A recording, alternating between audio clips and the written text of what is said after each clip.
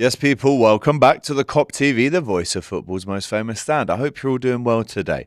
Quick video for you, just on a little bit of transfer dealings when it comes to Liverpool Football Club. There was a massive rumour that went round yesterday, wasn't there? By the way, smash that like button, get your comments into the following stories, and subscribe to the channel if you haven't already. A big rumour that was swirling around the interwebs yesterday when I was watching Arsenal try to get into a Champions League final, which they couldn't do, unfortunately. It's a big shame about the Arsenal. Shame about the Arsenal. Come here, you beautiful man.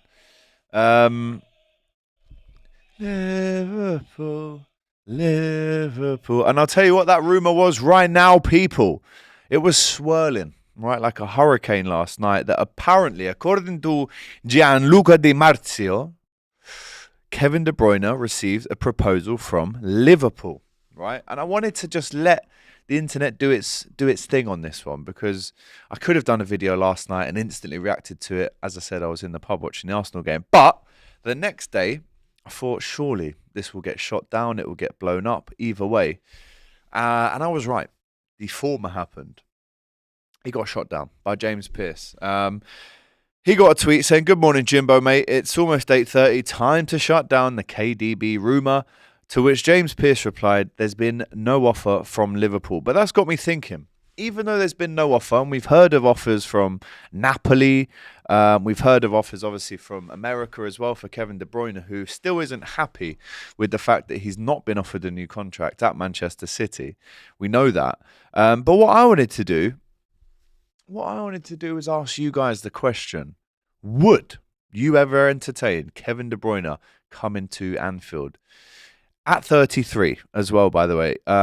It's not as if we've just given 2 contracts to lads in their early 30s, but apparently, and this was according to Di Marzio, right, that Liverpool had reportedly made a blockbuster move to sign Man City star Kevin De Bruyne.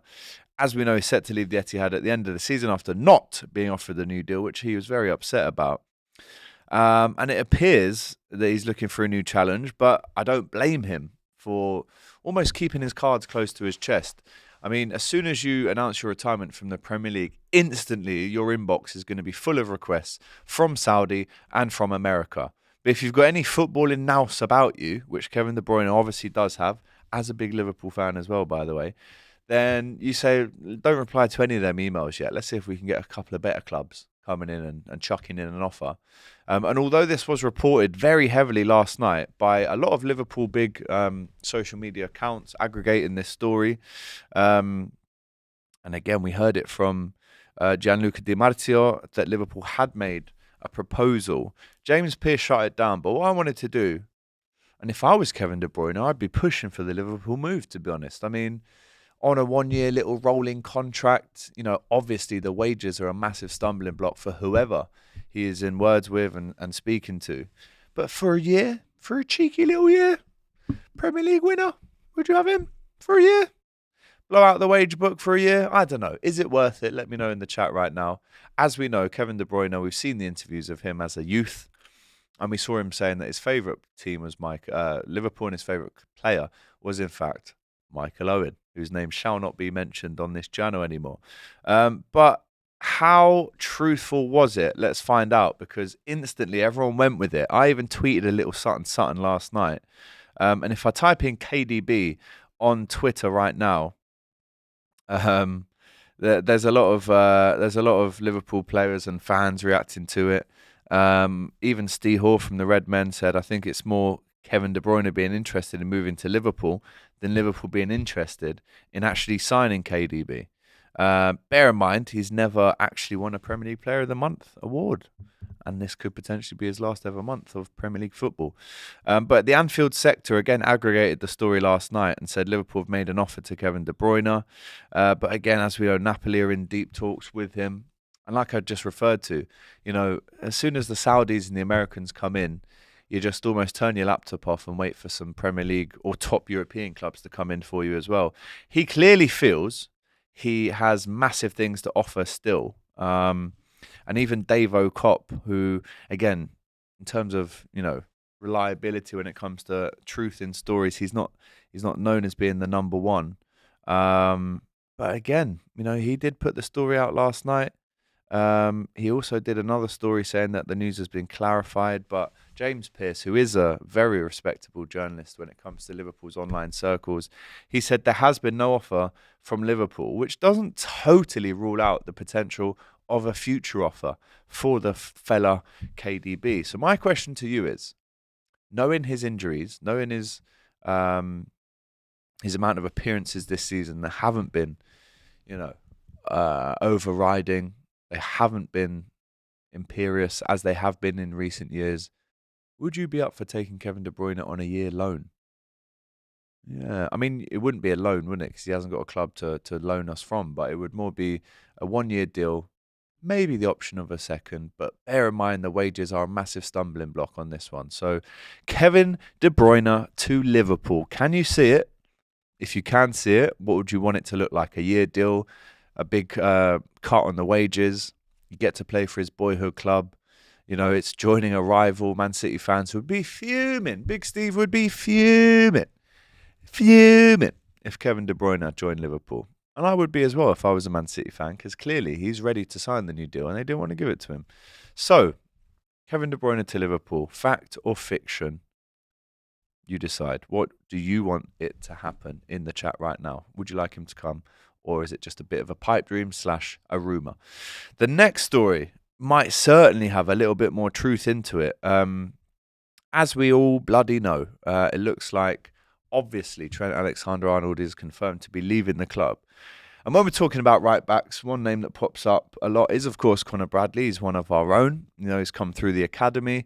And he will, at this stage right now, be Liverpool's first choice for when it comes to a right-back next season. However, I believe, and Bill Shankly used to say it as well, you want two world-class players in every single position. If Trent leaves, obviously you're missing there a world-class player.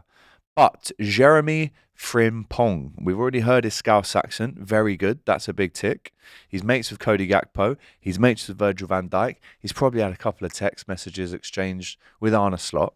And it was Ben Jacobs, who is a sports broadcaster, big on Twitter. He says Leverkusen's Jeremy Frimpong has a £35 million release clause. A summer exit is very realistic. Several European suitors, including Liverpool, whose interest is genuine. So 2 questions. 1, would you like to see Frimpong come through the door?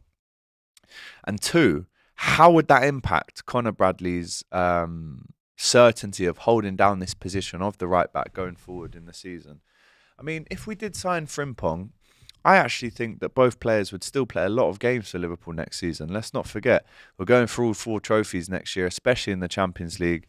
And Jeremy Frimpong has played a lot of games, hasn't he, for Leverkusen and Holland in the last 2 years. So, unfortunately, we're starting to get a couple of signs that Conor Bradley could potentially be injury prone. But for me, I'd be all over that. 35 million, I would be all over that. That's the release clause. Like I said, it does help. These things do help. Yes, we got done the other way when we thought Trent and Jude were best mates, and we thought, Trent was trying to bring Jude over. But it does help when you've got international teammates, friends, compatriots in that football club that you potentially be going to. So for me, I would like to see Jeremy Frimpong join Liverpool. I'm not going to lie to you. For 35 million, it solves the depth conundrum when it comes to right back. Obviously, Conor Bradley is, as I said, in the driving seat to hold down this position next season. But Jeremy Frimpong, I do think, could be a great addition for Liverpool, especially at that price. And for a fullback, let's be honest, it's about par for the course, isn't it? In terms of around that 35, 40 million pound fee. Let's not forget, on the left-hand side, we're probably going to be bringing in Milos Kerkez from Bournemouth as well. So would you be happy if Liverpool went out and spent, let's say, around 70 million pounds on 2 new fullbacks? Let us know your thoughts on that. Also, another one that kind of came out last night, and it's about Murillo, the centre-back at Nottingham Forest. Again, Dave Kop says, and this was apparently an exclusive, Murillo is one of the centre-backs under consideration by Liverpool ahead of the summer transfer window. Signed from Corinthians in August 2023 for just 10.6 million, the 22-year-old defender has now made over 60 Premier League appearances. Now, We obviously lost to Nottingham Forest. Murillo kept a clean sheet at Anfield. We're also looking at Huijsen from Bournemouth. So if you had a tick list, a priority list of transfers coming in over the summer, I mean, this pretty much future-proofs Liverpool's whole defensive line for the next 5 to 10 years. If you do bring in a Kirkes, a Frimpong, a Murillo, a Huijsen, if you bring 3 of those 4 in, you're future-proofing Liverpool for the next 10 years, should they stay. Should they not just go to Real Madrid in 5 years. But then Liverpool will be looking to bring in a number 6. And depending on what happens to Darwin Núñez, to Diogo Jota, they will be looking to bring in a new number 9 as well. And if the goalkeeper leaves in Kelleher, Amardashvili, there's still question marks over that. So yeah, let me know what you think. Kevin De Bruyne, Murillo, Frimpong, Huijsen. These are all names linked to Liverpool. What is your priority list? Who would you prefer to come in first? And listen, if you can get De Bruyne in for a year, is it worth the gamble? Let us know down below in the chat. But those are the rumours that were circling. I'm not saying they're facts. They've obviously been shut down today a little bit by James Pearce, but let's just see what happens. And I agree with Steve. It might just be De Bruyne's agent putting this out there, saying we've received an offer from Napoli and Liverpool, because De Bruyne wants to go to Liverpool, not necessarily Liverpool want Kevin De Bruyne, especially at that age, on those wages as well. So smash that like button, get your comments in down below. Who's coming in? Who's leaving? Who would you like to come in? And will Liverpool go for Frimpong or De Bruyne in this summer? Let me know. Subscribe to the channel, and I'll see you outside Anfield, where we will be getting a guard of honour from them lot, that mob, the pretenders, the bridesmaids. Yeah. See you then. Take care.